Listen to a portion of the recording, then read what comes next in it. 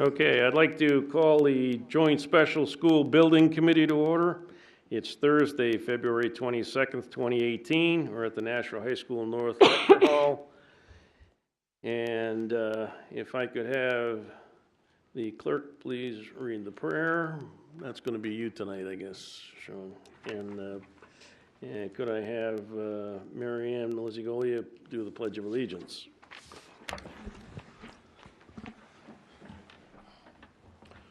Almighty God, we have the high honor and serious duty to manage the educational affairs of our beloved city.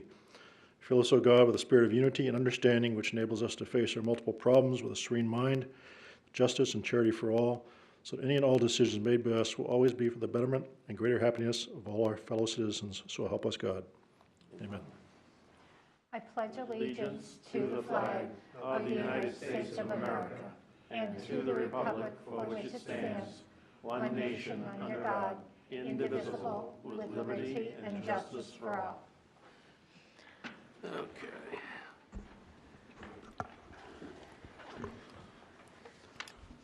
Can the clerk please call the roll? Alderman Dowd. Present. Alderman McCarthy. Present. Alderman Melizzigolia. Present. Alderman Jetty, I'm sorry. Present. Alderwoman Klee. Ms. Oden. Here. Mr. Guarino. Ms. Raymond. Here. Mr. Mosier. 1, 2, 3, 4, 5, 6. We do have a quorum. I have a quorum. Excellent. And Chairman Dowd, I believe Alderman Klee had a conflict this evening with another meeting. Okay, no problem. I don't think we have a need for non-public. Previous meeting minutes approval. Alderman McCarthy. Move that the minutes of the Joint Special School Building Committee meeting held Tuesday, January 23rd, 2018 be accepted. Mike. Oh. I will move that the minutes of the Joint Special School Building Committee meeting held Tuesday, January 23rd, 2018 be accepted, placed on file, and that the reading be suspended. Okay, the motion is to accept the minutes of the previous meeting of Tuesday, January 23rd, 2018, place on file and waive the reading. Any discussion? Seeing none, all in favor signify by saying aye. Aye. Aye. Aye. Opposed? Motion carries. Remarks by Chairman. Thank you everyone for being here this evening. We didn't have a construction meeting because we don't have a project yet, and we also don't have any invoices to pay that I'm aware of. And so we went right into the joint special. Remarks by school administration?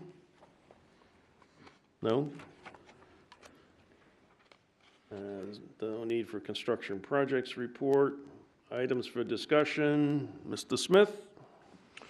Yes, so this committee has the Fairgrounds Middle School roof project. In your package, you will see the financial report, and it shows that we started with a balance of $1.2 million. And you can see where we've already spent the money for the roof design. That has been completed. And there's additional proposals for the construction management and the actual installation. That'll leave us with $156,000 in contingency. So also in your package, you'll see a picture like this of a Fairgrounds Middle School roof. And we bid out the entire roof actually, and we didn't have quite enough money to do the two sections, which are A number 1, those are how we labeled them. The one in the upper right-hand corner is the Media Center addition. So that was installed in the mid-90s, and that's still in very good shape. And in the bottom left-hand corner, that's similar. It was that's right above the Family Consumer Science and other tech ed programs. So we, just kind of find my paperwork here. ARM, which stands for Advanced Roof Management Associates, was our consultant on the job.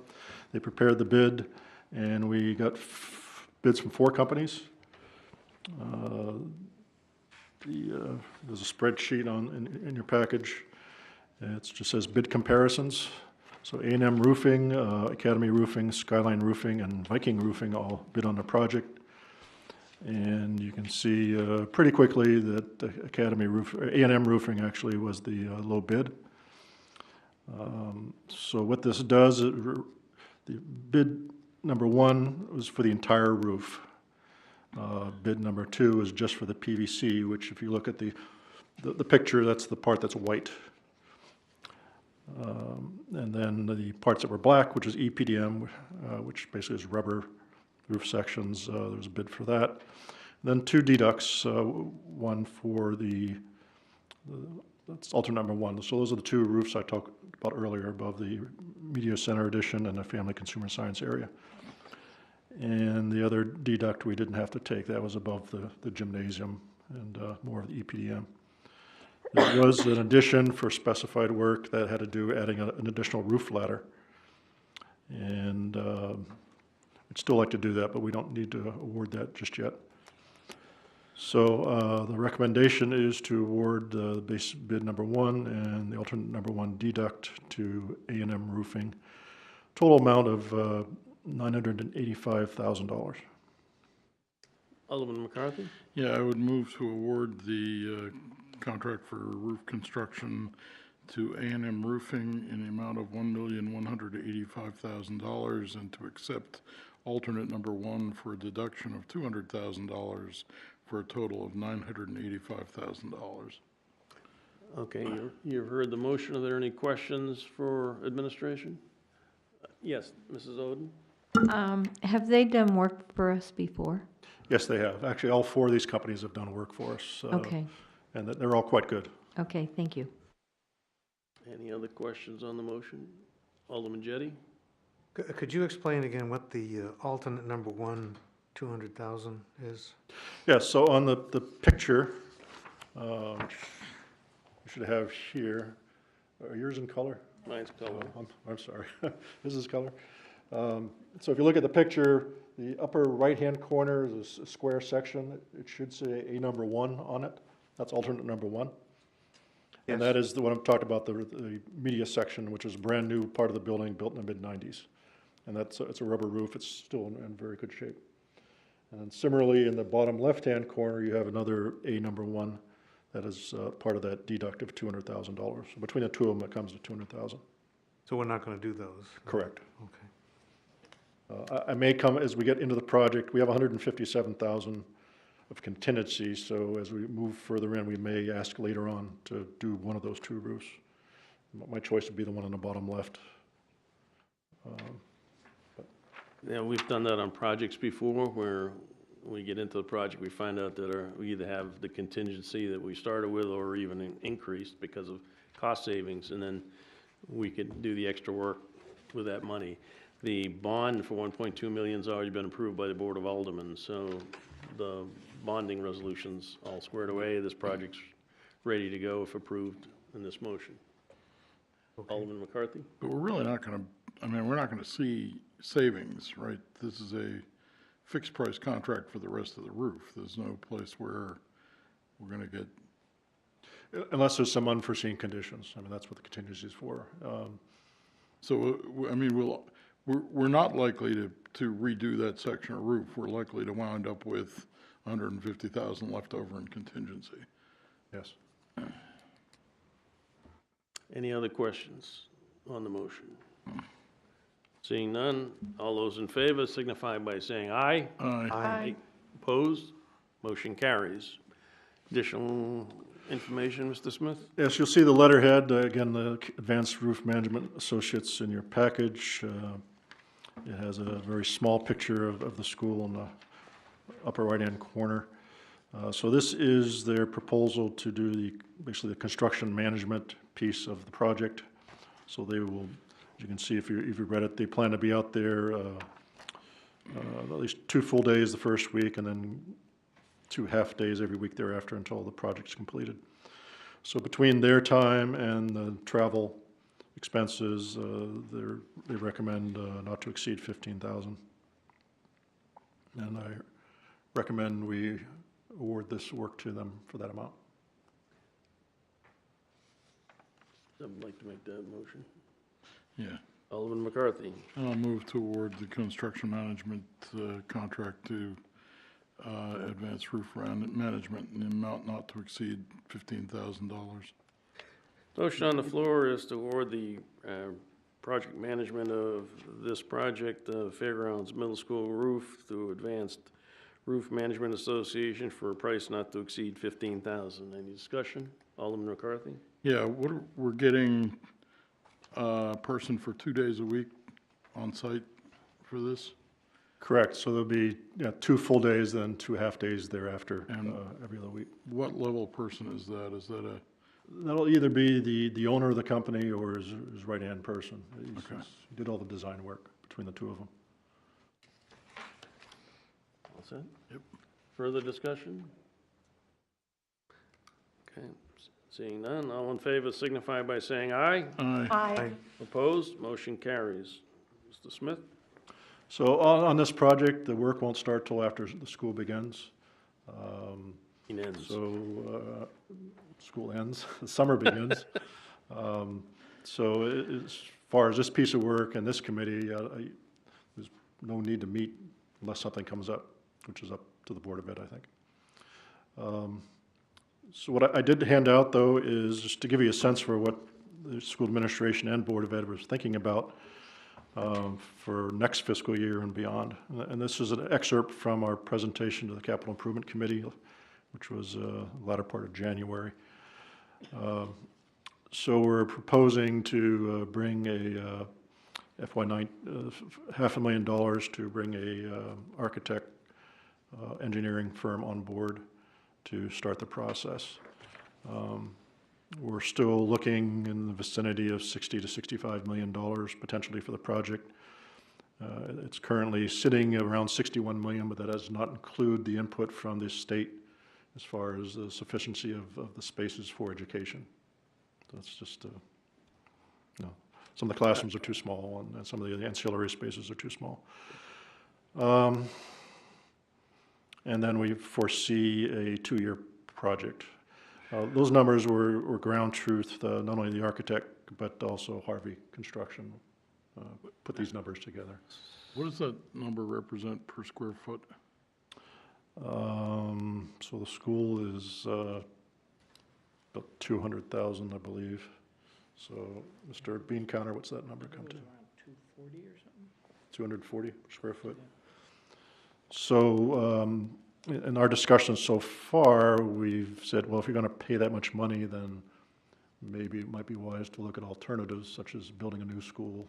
Yeah, that's where I was kind of going with that. I mean, that's closing in on $300 a square foot. That's all. So I'm not sure if it's clear to the public or some of the board members, this is for Elm Street. Correct, yes. And I think we had discussions in the past that with that type of a price tag, in order to do diligence, it would make sense to look at the alternative of building a new middle school. So has the Board of Education addressed that option? No, we haven't. No, we're still working on Brentwood for next year. Ah, okay. This sort of gets to the problem we had with South of, the construction would be a lot cheaper if there wasn't a school in the way. Yes. Well, that's why we thought we'd probably want to follow the same model we did with the high school construction project and bring the architect on board to help us look at alternatives and that sort of thing. How did that project rate at Capital Improvements? They haven't scored them yet. Ah. Or at least they haven't published the results. Really? There's a meeting, you said something about a meeting. Yeah, they approved it at the planning board 2 weeks ago when I was there, so it has been, they're done, I think. Yeah, we haven't seen the results yet. Yeah, they haven't sent us anything yet, so. I guess for that value project, that schedule may be a bit aggressive, so I guess I would like to understand, well, I think we need, I think it's probably a good idea to get an architect on board so we can make some decisions about the school. And just so that everybody understands, we do have a site for, a blank site for another school if we want to consider that. Because that's a big price tag. And if we're going to do that, I think we need to understand what life is left in the building so that we can phase the construction so that it fits better into the long-term bonding plan. It's out in like 22 is where this building is actually paid off. So the debt service drops off substantially, and we can add in numbers in that without impact on the tax rate. I think 20 and 21 are going to be a little tougher for that. It could very well take longer than 2 years as well, depending on how it's phased. Because there isn't a swing space in the school if that was one approach, if we were just to renovate it. Okay. I guess I would suggest that we have funds left over from Sunset Heights project that we could apply towards an architect to start this. But I think you all have to do something to. We probably have to redirect the funds if they're bond proceeds, which I suspect that's all we have left at this point. And I can send Alderman Dowd the last financial report, which would. Send me something so we can have the legislation drafted by the legal department. Okay. And I haven't vetted this with the Board of Ed at all yet, so we have to, they've been exposed to the plan, but I would think in the next month or two, maybe we start our track through the Finance and Operations Committee. I guess what might make sense is if the Board of Ed approved the Joint Special School Building Committee moving ahead with an assessment of what construction would take, and then doubling back for a final decision once we understand that. Are you talking about construction on Elm Street to renovate it, or a new construction? I think we need to move forward with Elm Street a ways to get some assessment of conditions, et cetera, from the architect, and then we can, and maybe you want to authorize Joint Special to look at what a comparative cost would be for alternate construction. Okay. You mentioned that there's a site available. Is that that one down in South Nashua? Yeah, it's on Cherrywood Drive. We own Okay. a site that's approximately 20 acres. Okay, thank you. Mr. Chair? Yes, Alderman Jettie? If we're talking about, if we're going to be thinking about, or the possibility of building a new school, as opposed to renovating the existing school, could the board, I'm assuming it would be the Board of Education who would make this decision, would they consider whether or not the size of Elm Street has reached a point where it would make sense to have two schools instead of just one?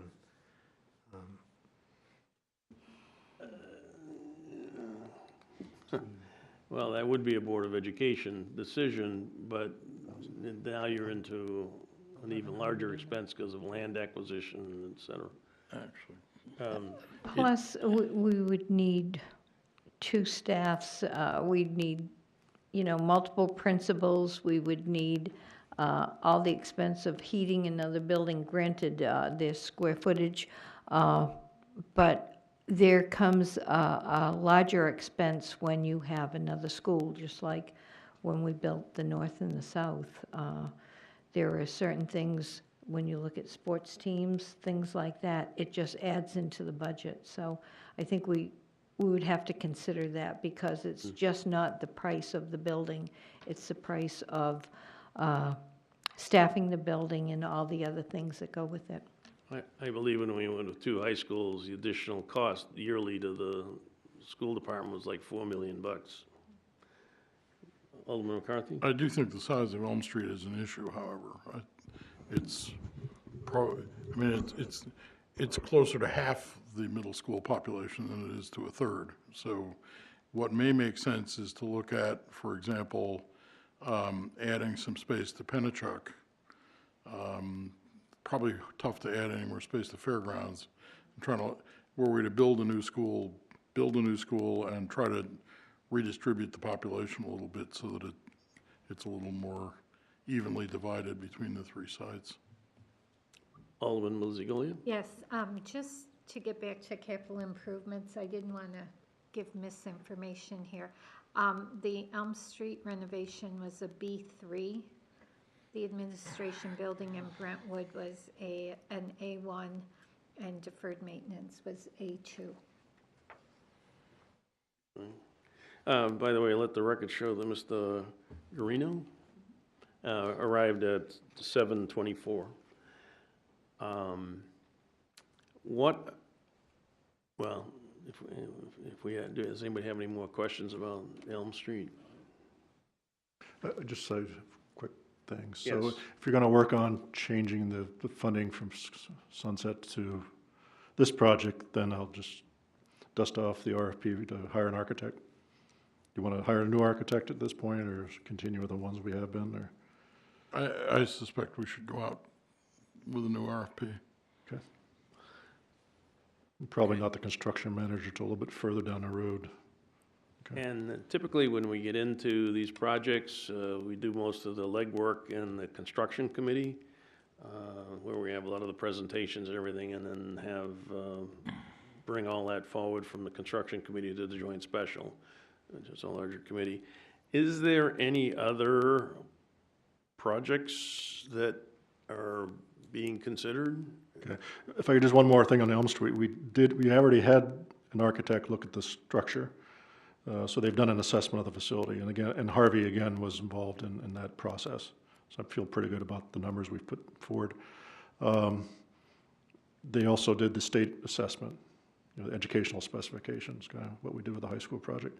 So we have done all that information. We got all that information in hand. So when we hire the architect, I guess they would, if it's a new firm, they'll just validate that and then work with us on looking at alternatives. So, but to get to your question, so the administration building in Brentwood relocation, we've actually got some new information which we can share, do you think? or- Could we just go back to the other, when we redirect, Alderman McCarthy. when we redirect the funds, I suspect it makes sense to word that as middle school renovations, so that it's not, the part that we devote to the architect is not specific to Elm Street. And I would suggest that the Board of Ed needs to ask the committee to just take up the question of middle school renovations. Okay.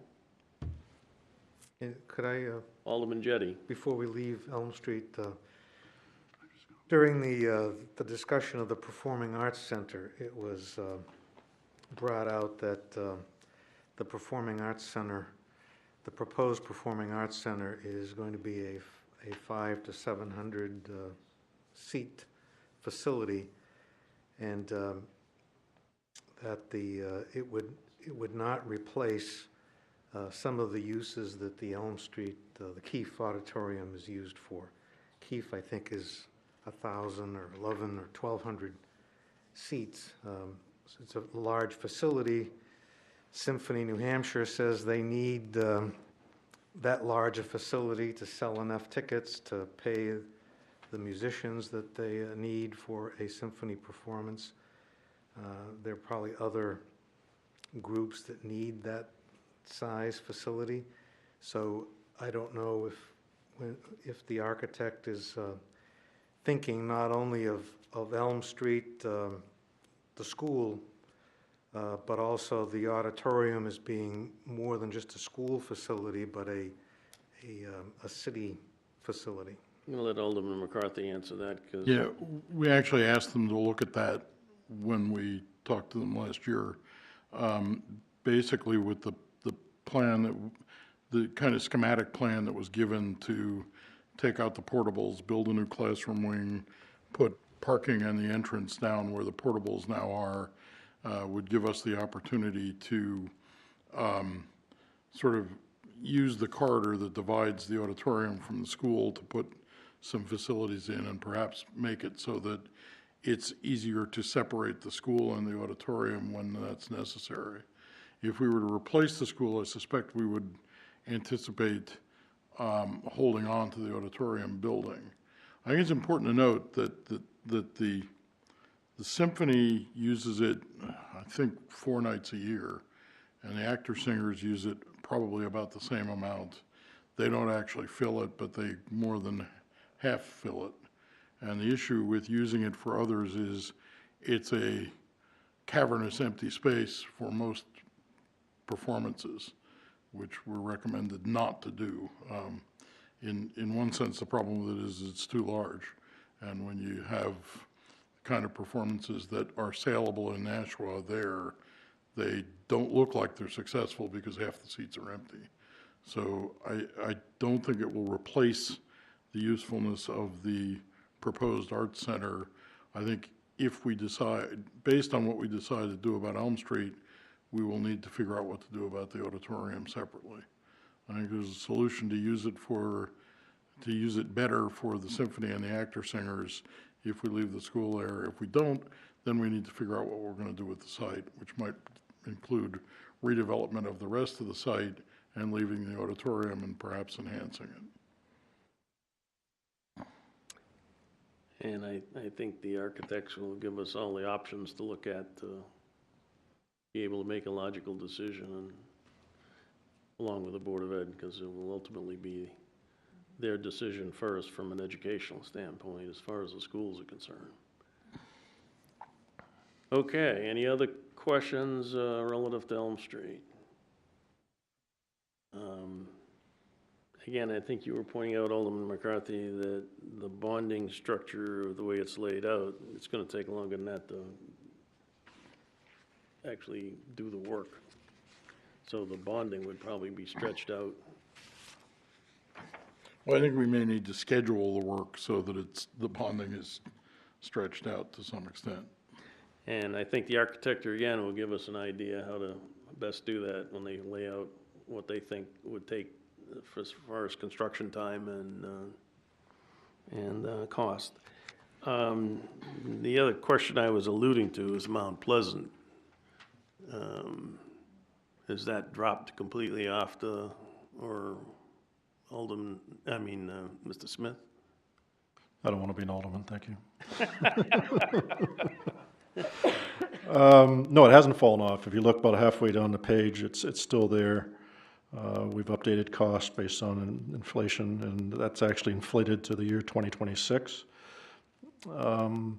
Maine Dunstable, Birch Hill, and Mount Pleasant, you could probably all throw them in the one bucket. And which one we do next depends on who you talk to. They all have issues. So it hasn't fallen off. I think once we get past Elm Street, then we can work on the next 3. And there's actually more after that I just foresee coming up.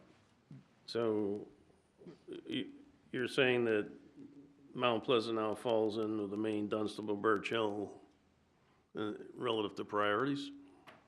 Yes, but those 3 may change the order depending on how the Board of Ed wants to proceed. Right. Alderman McCarthy? What did we wind up doing to Mount Pleasant last year? We installed air conditioning units on the top floor of the classrooms, and then all the classrooms on the second floor. Those are just regular window air conditioners? Oh, those are split units, so they're actually mounted in the ceiling, and the condensers are up on the roof. Okay. So those are of reasonable lifespan? Oh, they'll last past 2026 at least. Okay, and we think the conditions in the school are tolerable at this point? I guess it would depend on who you talk to. There's a lot of code updates that need to be done, but they've lived with those same conditions for quite some time. Yeah, I guess I mean, in terms of things like air quality and temperature, do we believe that it's I think by adding air conditioning to the classrooms, we've greatly improved the conditions. There may be some people that, you know, you still have the condition where you have staff that have an office and basically a closet, so they don't have good airflow. So there are instances like that. Alderman Lizzie Gillian? Yes, Mr. Smith, I couldn't help but notice bicentennial's on here for 2030, and we have had for many years the ongoing conversation about the parking and the bus loop and the total chaos with traffic. And so do you anticipate this renovation will include looking at that? Is that going to be a separate project? And where are we with that? Because it continues to be a nightmare, and as we build further out Lamb Road, and there's just more traffic in the area. So it has been creeping up on our priority list. It's in deferred maintenance, about $250,000 to do everything that was envisioned. So it depends on how much deferred maintenance money we get. But I think right now we have it 2 years hence. Okay, all right, thank you. Any other questions? Mrs. Oden? Yes, I want to say that one of the main concerns for Mount Pleasant, along with Elm Street, is safety. Each building, when you walk into the building, you're not upstairs or downstairs. And anybody who gets into the building who's buzzed in can go upstairs or downstairs, left or right. And I think safety is a major concern at those buildings, because they have, and I've had people call me this week who have gone to the school and been buzzed in and have that concern that it is a real safety issue. And I just want you to know that that is a major concern at both of those schools, especially as what happened this week. It's sensitive, but it has been sensitive for a while, because when they did the drawing, the architectural drawing, they were trying to get a way to put the office on the main floor, so when people walk in, they're in the office. And it was quite a, I guess, quite a architectural challenge to get something that looked decent too, because it is in the historical district. So please keep that in mind, that safety at Mount Pleasant and Elm Street, which will be a larger project, but when you're looking down at 2026, is it, for Mount Pleasant, that's a concern now. So. Alderman Lizzie Gillian? Yes. Thank you. I couldn't agree with you more in terms of that concern. And I can remember as a former school board member walking into those buildings going, really, there's no one here? I think we addressed that at Broad Street when we did the renovations there. So I think everyone here is very sensitive to it, and certainly Mount Pleasant presents an additional challenge because of the historical nature of the building. So trying to meet those requirements, which the neighbors rightly expect will be maintained, as well as addressing the safety issues. But I totally agree with you. Yes, And Mrs. can I Bowden? further say that Maine Dunstable and Birch Hill, of course, is a larger problem in the fact that they were open concept schools, and should you want a lockdown, that just does not happen there at this point. And I know even when they installed the partial walls that are in there, it had an effect upon the heating and air conditioning in there, the air circulation. So Right, when we looked at the total renovation of those two schools, the HVAC is gonna have to be completely changed when they start putting walls up. But those two schools have the capability of doing something security-wise at the front of the building without major construction, I think. Mount Pleasant's a different story.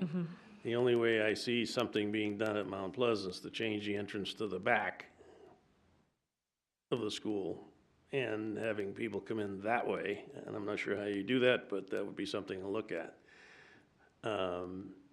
And I do know that, having talked to the chief of police, I know that he's been talking to the superintendent about overall school security, and I don't know what else has been done, but when we built these two high schools, we took a lot of that into consideration, and there may be some other things they can still do, but they're pretty safe as compared to other high schools around the country. But that whole question, I think, needs some discussion at the Board of Ed level. Right, thank you. Any other discussion? Alderman Jettie? The thought occurred to me that at Mount Pleasant, couldn't you put on a small addition at in the front of the school so that people would have to go in? Therein rides in the historical district. You can take that to the HDC. Yeah. We'll let you present that. Yeah, that's the major concern. Well, better safe than history. All right. The other question, unless there are any other questions about Mount Pleasant or Elm Street? Right. Yeah, Mrs. Raymond? I just wanted to mention that, I think, I think our schools are doing really well with following the Columbine procedures, and that's working for us. But if you ask parents at Mount Pleasant, Maine Dunstable, or Birch Hill, all of those parents at all of those schools think that their school has the priority for being, should be top of the list for safety. So I feel like we really need to continue to have this discussion, and I'm interested to see what not right now, but I'm interested to see what the Chief of Police and Dr. Mosley come up with as they're putting their heads together before we finalize which one is next, because they all have kind of unique issues. Alderman McCarthy? Yeah, I also want to, and I wish the board would go back and revisit this. When we spent about $3 million district-wide on security improvements in a project about 5 years ago. And then when we did Broad Street, one of the things we're plagued with every time we visit the site or talk to people there as well, we're planning to leave that door open because it's easier to walk the kids in and out of it. And I said, why do we bother putting locks on the doors if you're not going to lock them? So I think there needs to be a fairly firm policy and set of procedures that enforce the design that was put into the hardware itself. Yep. And we don't just say, oh, it's easier to walk across the courtyard there, so we'll just block those two doors open all day. I agree with you. Mrs. Raymond? Yeah, I agree completely. And I will say, Mrs. Timmons from the Board of Ed and I have been touring the schools. We've done about half of them so far, and we'll do the other half next month. And I will say, just to highlight Mount Pleasant as an example, they are on it with their security systems. Every door in that building is locked. Even students coming in and out, they're not just propping the doors while the kids go to the bathroom or whatever. So I was really impressed at that particular school's staff's commitment. I can't speak to all the schools because I haven't seen them all yet, but that is something that we're kind of discussing as we go visit. So. Zoden? I just wanted to say, it's my understanding, at one time we used the Columbine method. We do have Columbine locks, but I believe if you talk to Chris Lassard, the head of security, we're using Alice now. Mm-hmm. Am I correct in that? There's It's like a hybrid. Mm-hmm. Right now, it's like a hybrid between the lockdown and the Alice, and frankly, I think it's great what they're doing, and I think it's a nice combination that takes some common sense and giving people the freedom to make the decisions that make the most sense. So, but I'm still interested to hear what the police chief and Dr. Mosley have to say. Zoden? They're going to come in because what I understand is it gives some flexibility to those people in the building. If the shooter is in one part of the building, then the people at the other part of the building, if they can get out safety, have that option. It gives some leeway. I will tell you, unless things have changed, and I don't want to throw anybody under the bus, but having recently talked to the chief of police, We have not been following that unless they changed it in the last couple of weeks. Those items are not being followed. They're improvements that the departments of chiefs of police have put in since Columbine. And going back a couple of superintendents, it has not been incorporated because they didn't want to. So I would suggest when you have your meetings, that you bring that up. Alderman Lizzie Golian. Yeah, and then I'll defer to, do you, On the topic of the superintendent and the chief of police, there's a meeting set up about a week and a half from now. So involve myself, I think Mr. Donovan, Mr. Lassard. Yep. Alderman Lizzie Golian. yes, thank you. Since I'm probably the only one around this table who's gone through Alice training, and I have my bullet to prove it, I was shot.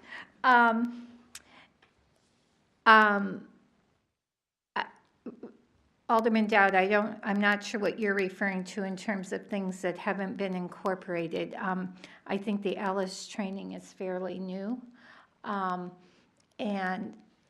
I will say that I'm happy to hear we're doing it, because instead of the old codes that Mr. So-and-so's in the building, you call it like it is. There's a shooter in the music wing.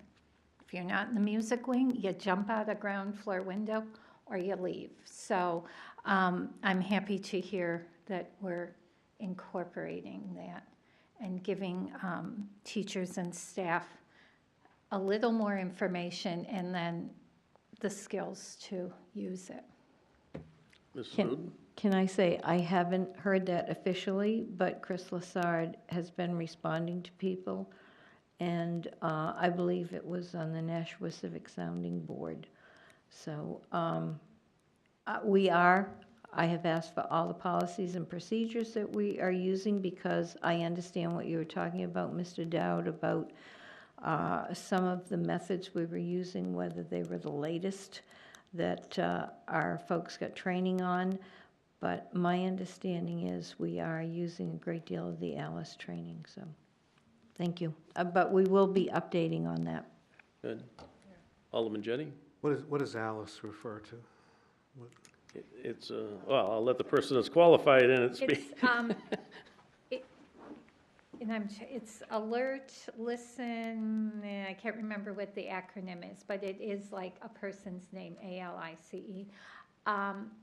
And it's a way of responding to something going on in the building. And so rather than locking down and just sitting and waiting, actually being more actively involved. So again, starting with telling administrators, get rid of the crazy codes, because if you've got 3 substitutes in the building, they don't know your codes. So just call it like it is. There's a shooter on the ground floor in the gym wing. There's a shooter on the 2nd floor, whatever it is.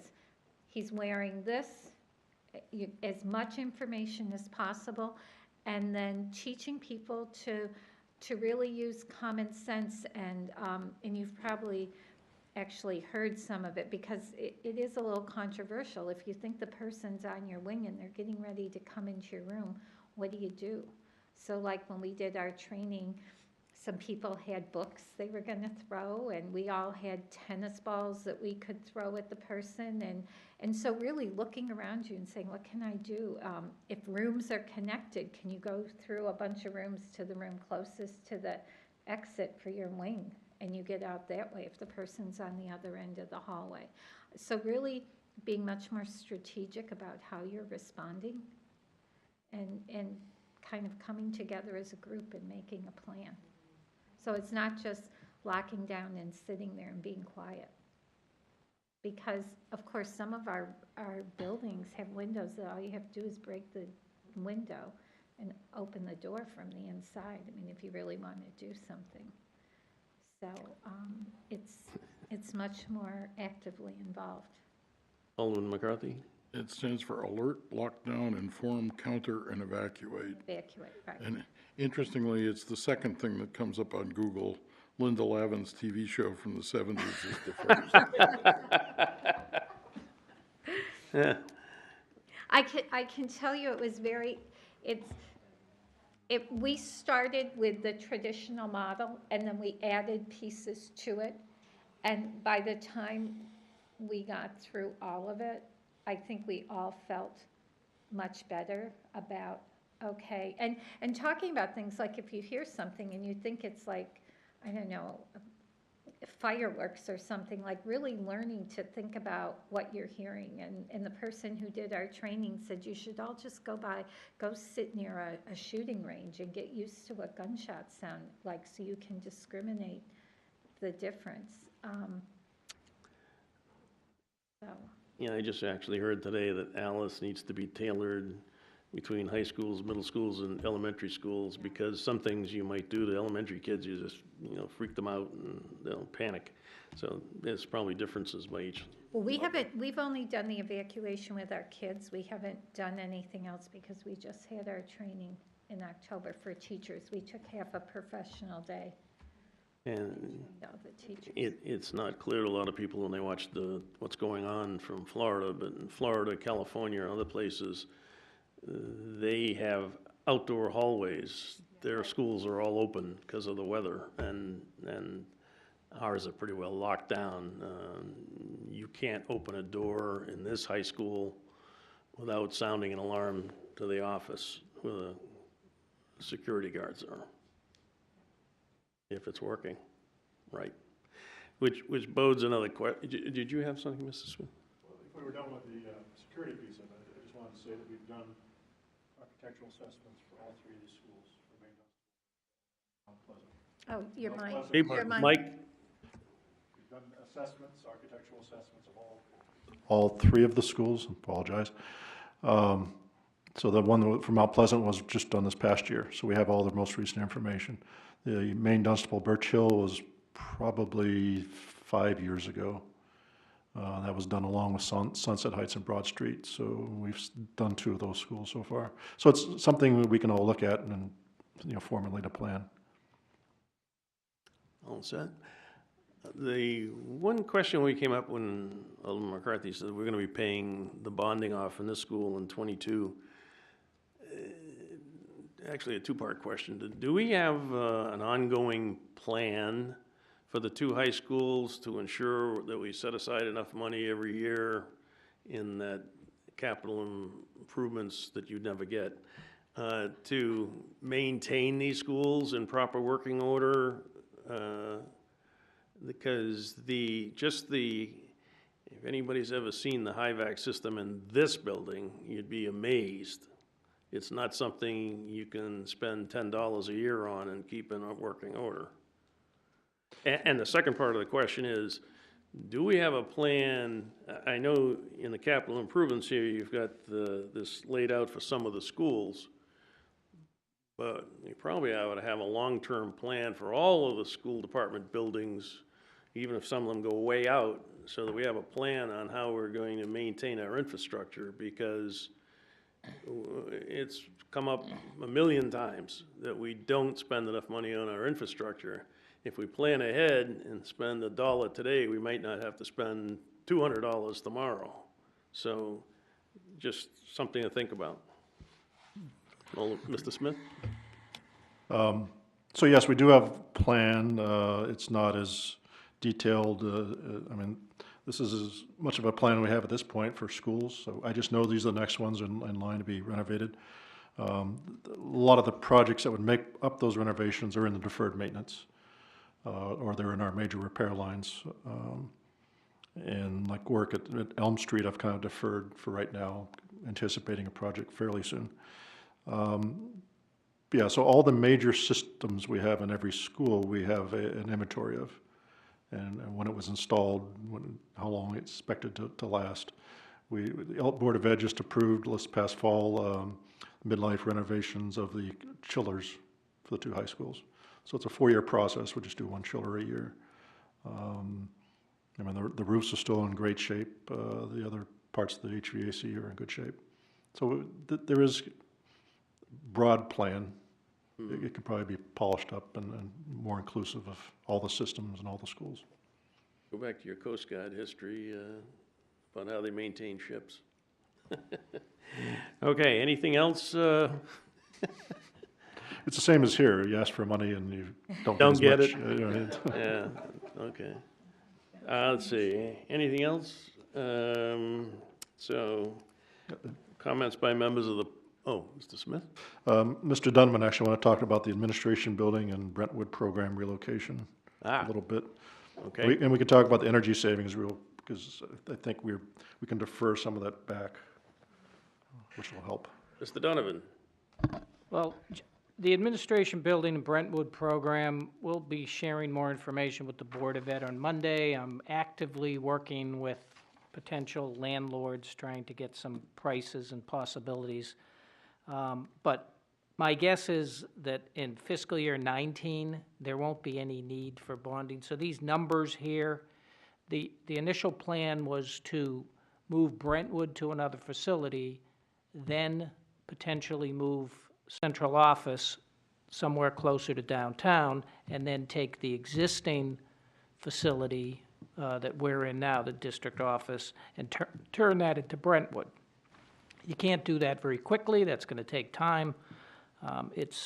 So the idea of moving us first and then moving them, that's not going to happen. There's just not enough time to do that. So I would say that what we'll know a lot more in the next few weeks, but these amounts that are in 19 and 20, it's nice that they rated it A1, but it's going to be, all we're probably going to see next year is moving Brentwood from its current facility up in Merrimack, which is not in very good shape at all, to a place in Nashua. That's probably all you're going to see for next year. Alderman McCarthy? In regards to relocating admin downtown, you're looking to lease or? I think most of the discussions we've had would be, we would rather purchase for the long term. So that's why it's more of a step-by-step process. Get Brentwood back into the city, get them in a facility for a relatively short period of time, and then if there's something available for us to move down that we can purchase, and that would give us time to refit the facility, because I don't think there's anything down there that's perfect for us right now. And what's the specs for that building? Square footage? For a district office? Yeah. Right now, we have about 10,000 square feet. We probably need about 12.5 or 13. And how many parking spaces? About 40. That's one of the issues with downtown, obviously, is parking. Okay. Yes, Mr. Smith? So the energy saving measures, we should update Mr. Fredette, our city treasurer, with this stuff. Those are probably pushed back another year as well. We're set to hire an energy performance contractor, but we have restarted that whole process, so we're pushing it out a year. Have we gone through the two high schools to ensure the maximum use of LED lighting? The two high schools do not have LED lighting. The reason Not I at all. ask is I keep getting bombarded by Eversource about coming in, doing a free energy audit of my house and giving you free bulbs and everything. I think they'd jump all over the chance to look at the two high schools. We actually had a separate contractor take a look at it and would take advantage of the Eversource programs, their Smart Start program. It was going to be like $1 million a school, was their estimate. And so we're trying to hire this energy performance contractor who will specifically look at the two high schools. That's what the Board of Ed's decided. We'll start there. And There's a lot of savings. Savings or a cost? $1 million a It was the year. cost for the project. What's the long-term saving as far as life cycle I cost savings? honestly don't remember, but if you go from fluorescence, incandescence, and the other hodgepodge of lights we have to LED, 60, 70%. So there'd It's be a significant. fairly quick payback. That'd be the quick payback. We'd have them look at building envelope issues and other things like that. So we'll throw that back to the Board of Ed. Nothing else to do. Yeah. Anything else that needs to come before There's no members of the public, so we don't need anything there. Comments by committee members? Anyone have anything? No? Okay, do I hear a motion? Move to Alderman adjourn. McCarthy, motion is to adjourn. All those in favor signify by saying aye. Aye. Aye. Opposed, motion carries. We're adjourned at 8:02.